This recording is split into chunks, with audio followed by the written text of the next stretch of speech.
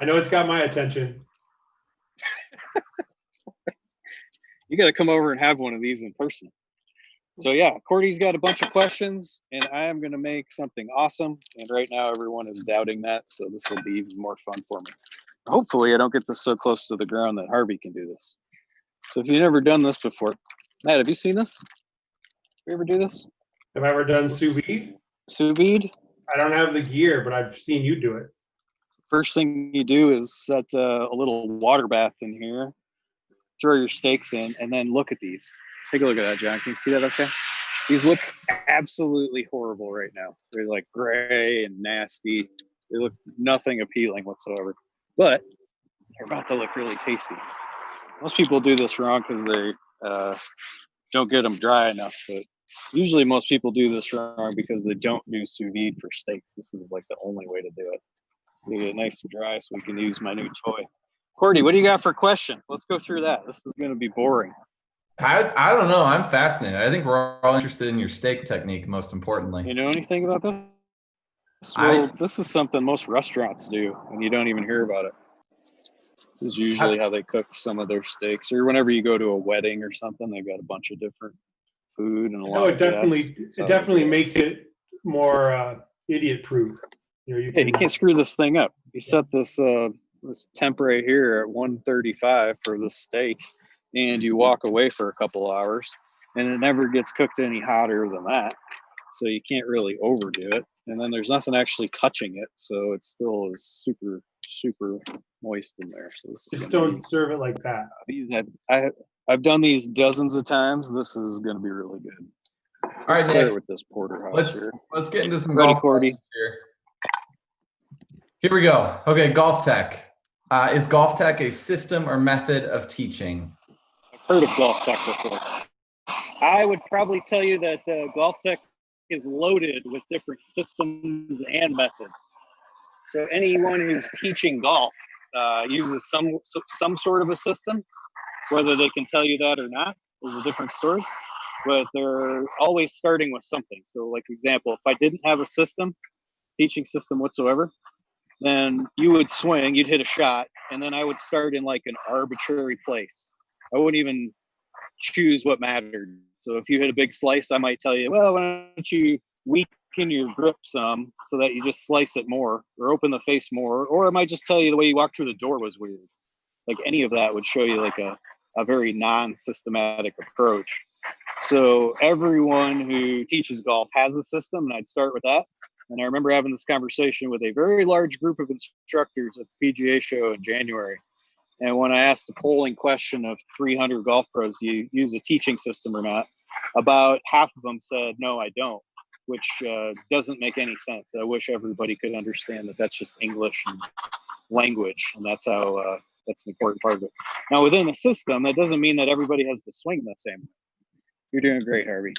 Not everyone has to swing the same way, but there's some starting points and some commonalities and some things that people will look at. So, for example, our system, Golf Tech system, starts with where did you hit the ball, or what are your problems, and what would you like to do different than that? You see this flamethrower here. This thing gets nice and hot, puts a good little sear on it, and this is going to make it taste really good and make it look like a steak you're used to seeing. So every conversation with a new student starts with why are you here? What do you want to do? What are you trying to get out of your golf lessons? And if you're taking a golf lesson and not starting that way, you're totally doing it wrong. Your coach needs to be able to adapt however they teach to the problems you have. So people come in and they just have golf problems. 96% of people who walk in for us slice. So we spend a predominant amount of our time teaching people not to slice. To do that, you have to understand the face is open to the path, learn the ball flight laws, and understand how that works, and then teach people how not to do that. So everything that you learn at Golf Tech will be based upon you and whatever your problems are. So we're not teaching everybody a cookie cutter method, which I think is where methods and systems get bad raps. So summary, every teacher should have a system to teach golf. There's just no exceptions in there. You have to. If you don't, you're just making stuff up, and you're just not being genuine on what it is you do every day. Now, if you teach everyone to do the exact same thing all the time, you're not really you have a very rigid system. Good boy. I know this is tough for you. Sit down. You have a very rigid system that way, and that's inappropriate because that's not going to help enough people. Your teaching system should be able to help anyone who walks through the door all the time and do that repeatedly. That's what you get at a golf tech coach. And with the golf tech class. Matt, I feel like maybe the word model or system method has gotten a bad rap in the world of golf instruction. So this is an interesting conversation. What do you think about it? Yeah, I think when teachers talk to each other, there's all kinds of words that turn pejorative. The art of teaching versus the science of teaching, or somebody's a tech teacher, somebody's a classic old school teacher. But they just become labels to paint coaches with, and I think system has a lot of different meanings. It's taxonomy. It's what you call things. It's what you call different movements, different shots. I think it's an organizing theory, and I think Nick's right. Every teacher is systematic in their approach. I mean, there might be some freelancers out there, but I think if you ask most really good coaches, they would say, "Here's the order I do things. This is what I'm looking for, and this is where I'm trying to get to." And that's what we have that debate. We have that debate online all the time. I like everything that you said in there, Matt, because it's all exactly how I'm viewing the world. The debate online about golf instructors all the time is I don't have a system. So my first question to all those instructors are, well, if someone comes to you and they have a problem, where do you start? They all have a very definitive answer. That's the start of a system. And unfortunately, the English language and not trying to be pigeonholed into something demonstrates that I suppose just coaches even being naive to the word system. And then over time, that has gotten such a bad rap through media, really, that if you have a system that you're teaching everybody, it's all my fault. It is your fault, Matt. It's totally your fault. Who else could it be? I do think that coaches themselves through the years have used the terminology of using the actual word system as a way of marketing and selling something to a player, because I think there are plenty of players that are looking for answers, and they're looking for a systematic approach to playing the game. And smart ones are for sure. So if you're marketing against somebody or trying to market something different than another coach who says that they're coaching with a system, then you're going to call that system names. But it is. I mean, science is a system. I mean, the way you do an experiment is systematic. The way you run a study, the way you do market research, all that stuff is systematic. And I think what golfers really want to feel is that their coach is coming to them with a coherent approach to the swing, the way the swing works, but has a holistic approach to dealing with the person. Meaning they're not just treating everybody the same. They're looking at what's in front of them and figuring out the best way to incorporate new information into the person standing in front of them, not just the standard human being A. Your system has to be lenient enough where anyone who walks through the door, you can help. And well, it doesn't have to be. Are so rigid and structured. It doesn't have to be, but it's more useful if it is. Right, it's more useful. That's why I think it should be. Like a lot of systems start with potential flaws in what the golfer is able to do. I think that's a poor place to start. Like you want to take the person who's in front of you and help them be awesome. And you can do that without having a rigid system. And if someone tells you there's only one way to do something, then you should also run away from those people. John, take a look at this. Tell me what you think. See when it jiggles like this, John? That's how that's supposed to look. I can almost now taste. For Christina and Mike out here, I can almost taste the propane. What they're doing today. Oh no, that's the beauty of that Searsol. That's the attachment that goes on that.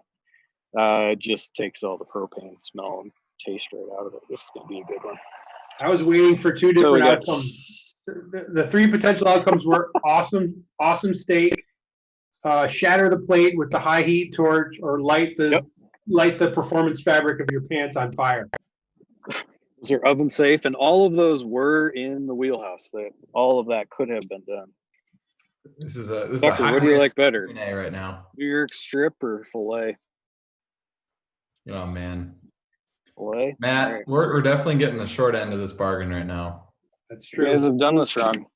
One of these days, you got to come do a show out here. I don't even have a dog. You see, Harvey? He's so happy right now. He Oh, just man. wishes he could have this. And then most people don't put a little salt on the end of it. That's step number I can one. tell you Try that this, I've Mike. watched a lot of. We need your coaches. opinion. You've watched a lot of what? I can tell you I've watched a lot of coaches give a lot of lessons, and when you look at some extremely talented coaches that have a very strong concept of what I guess I would call it a unifying theory about what the golf swing should be. You could watch some of those coaches with those strong opinions and not even know what their underlying system is because they communicate it in real person language. That's a great point. I think the metaphor I always use is you'll like this, Nick. If you're sitting in your office and you're looking at your Mac, the screen on your Mac, the Mac has I hate that thing. But the Mac has a really intuitive, user-friendly operating. The operating system is hidden behind the wall of simplicity. You move the mouse and the cursor goes where you want it to go. Yeah. You don't get involved in a lot of writing out commands. Something that somebody on a PC might have to do a little more work to do. And some people prefer that interface. Some people prefer a PC type of interface. But those are separate conversations. The operating system is a separate conversation from what's forward facing for the player or for the person taking a lesson. Yeah. Should be simple. Doesn't have to be complicated. You know everything that you want about golf, but doesn't mean that you need to tell everybody. Taking a break. What do you think? Did you get their reactions?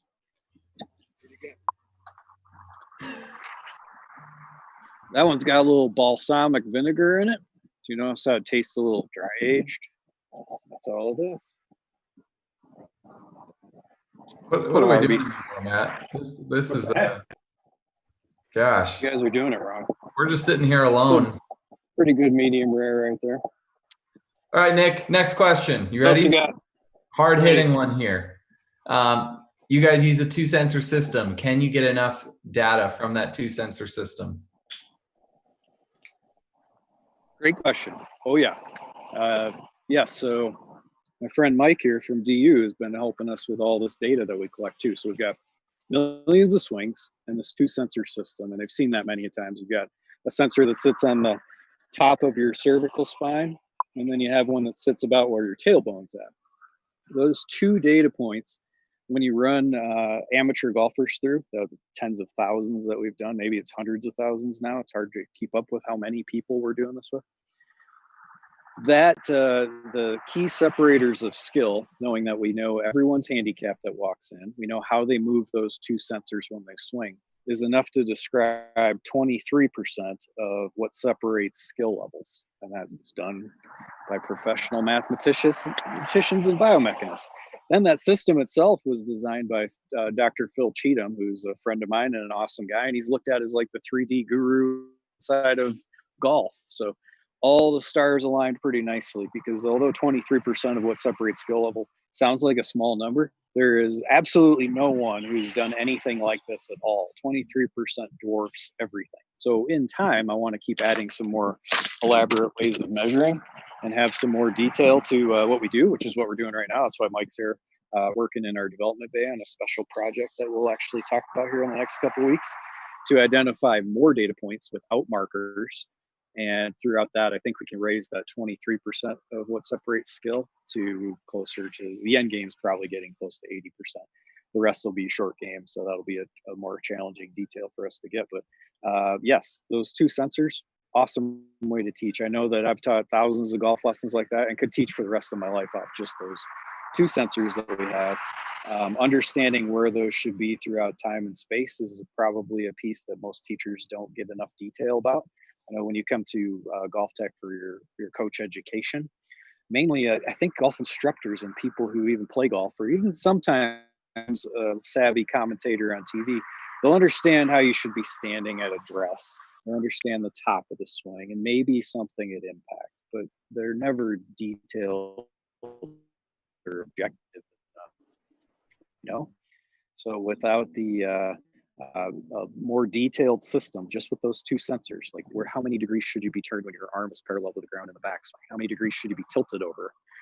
There's a forward and backward bend that we measure in every swing. All of those details have to be known by the coach so that we can send them back and know that they're going to give a great experience to anyone who walks in.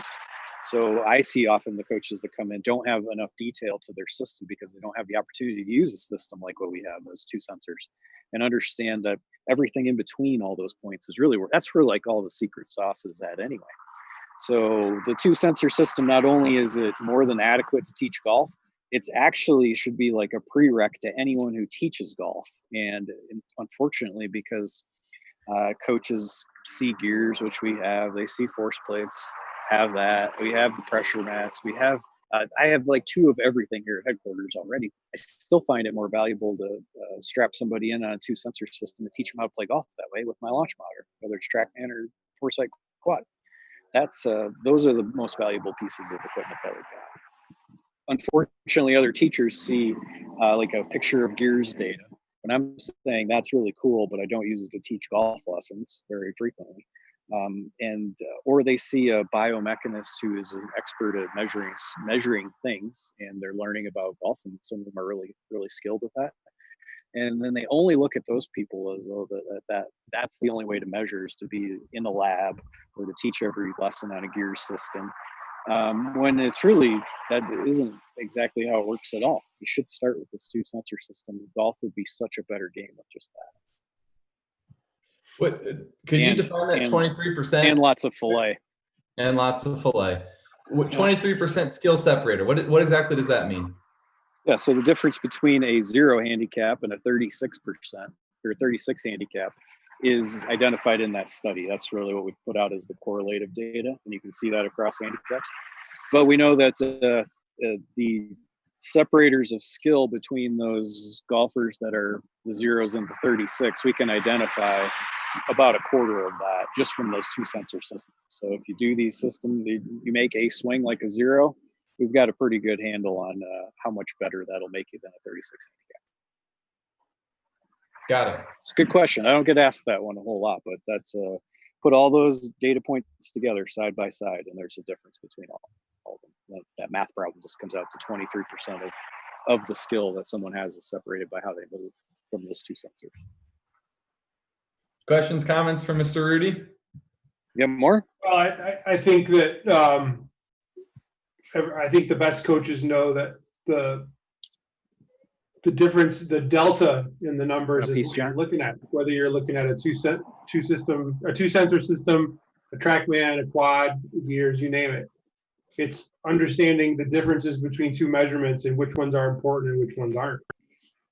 So, I mean, are there devices that can measure something more precisely? Sure. Are you better off looking at your swing in 3 dimensions and looking at it on video? Yes.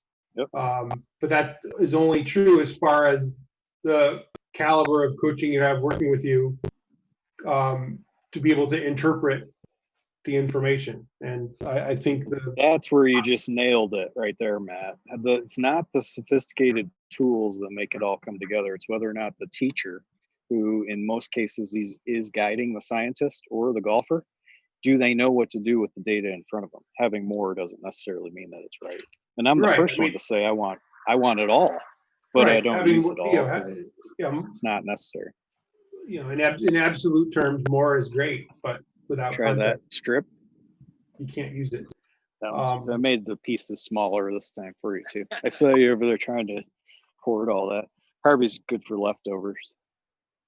I mean, you could spend time arm wrestling over if a TrackMan, for example, is 97% accurate or 99% accurate. And in certain circles, that's insignificant. In certain circles, that conversation is important. But for a 20 handicapper, where you're looking for broad trends in improvement, that number doesn't make it. That difference of 2 percentage points is not as meaningful as, hey, you used to you used to come, way the heck over the top this amount, and now you're coming over the top less. And here's the difference. Here's what the face angle was at impact before. Here's what it is now.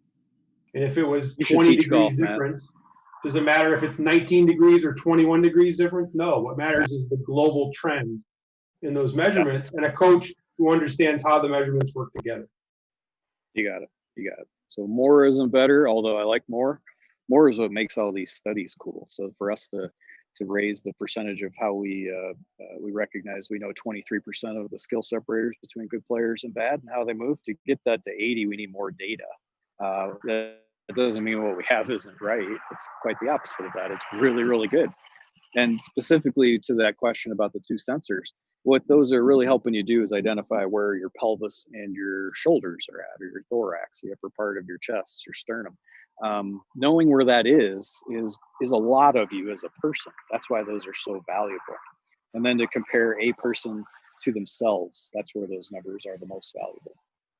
Another big piece too that's important to point out is that any coach that tells you it's not important to know something better understand what all those things are before they make that that's right determination. That's right. Because if you say I'm not going to bother to learn what device X, device Y, or device Z does, but I'm going to blanketly toss them out as not important or meaningful to what you need. Yeah.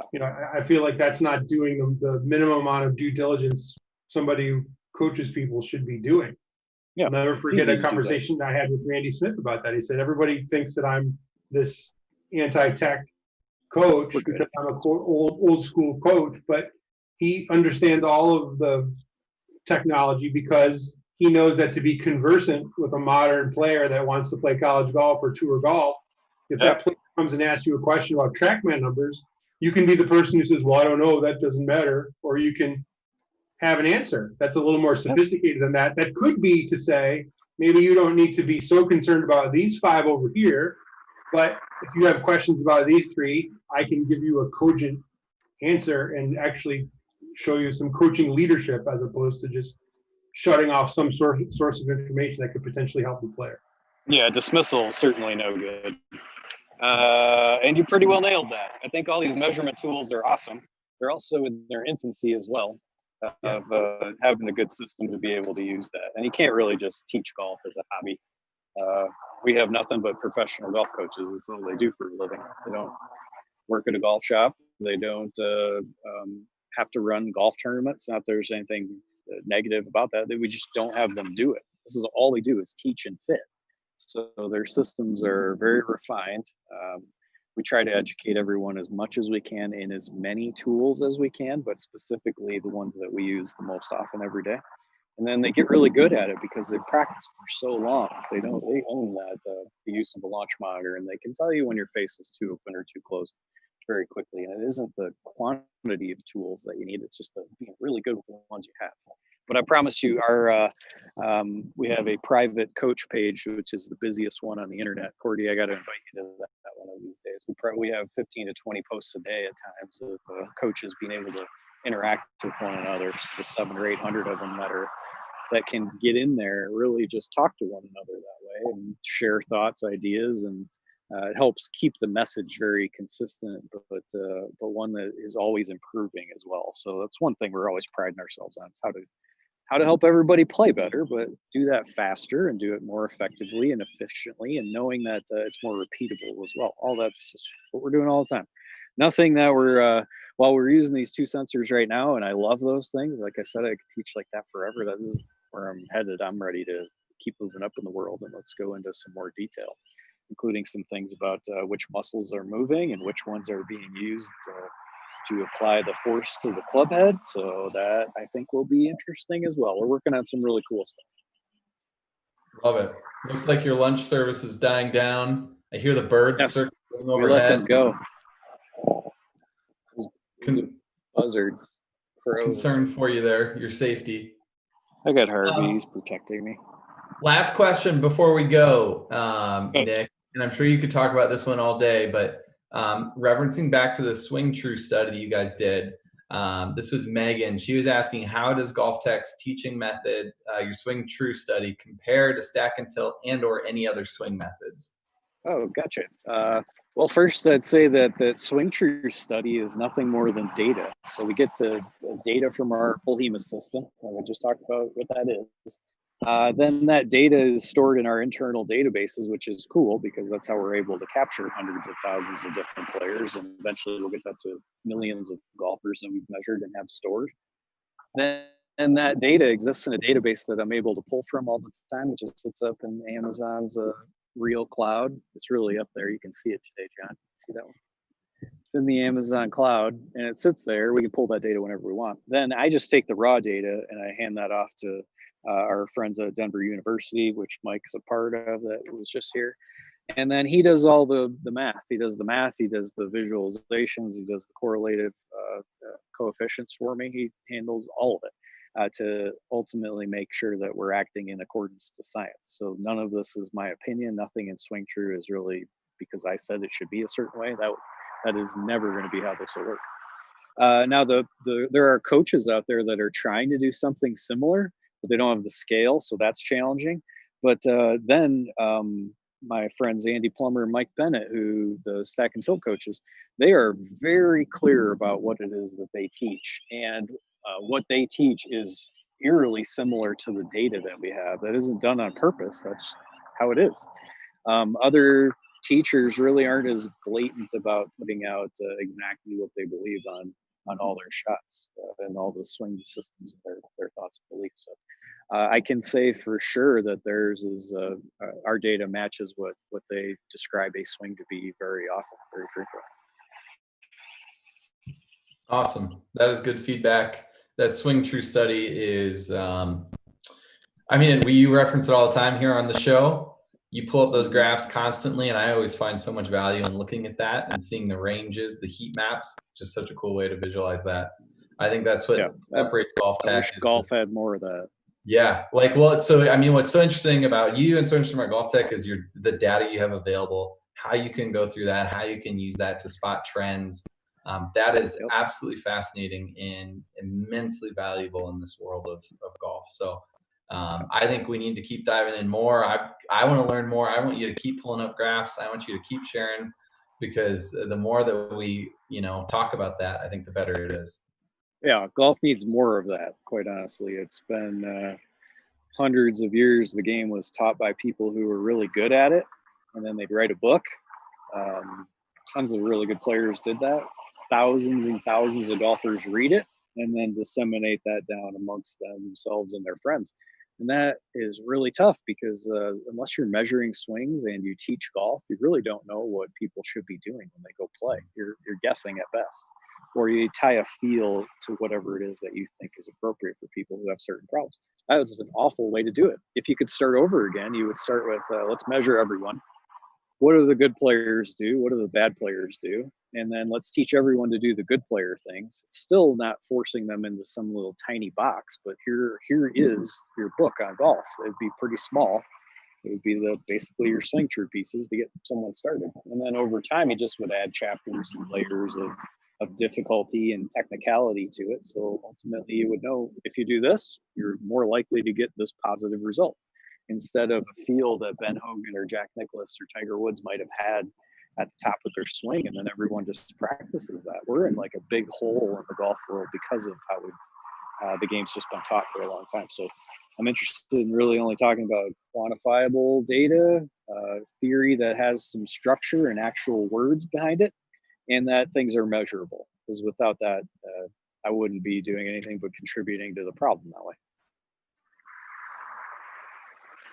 Awesome. Well, Nick, we'll let you clean up your lunch there and get back to it. Matt and I are gonna go find a bag of chips, I guess, in the pantry, and that'll be our lunch. So slightly Jerf, Cordy, jerf. Real food, Cordy. Stick to the real food. Oh, yes. Harvey's ready for a plate. Harvey's ready. Well, Nick, we'll be back next week. Thanks for I don't even know what to call this. I'm lost for words. Los Pollos Hermanos. Two Brothers Chicken. This could be a Discovery property, a Food Network show. Oh, I want a cut of it, Matt. I want a cut of it. Golf Pros that cook.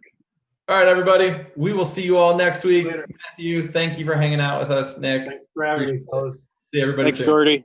See you, Matt.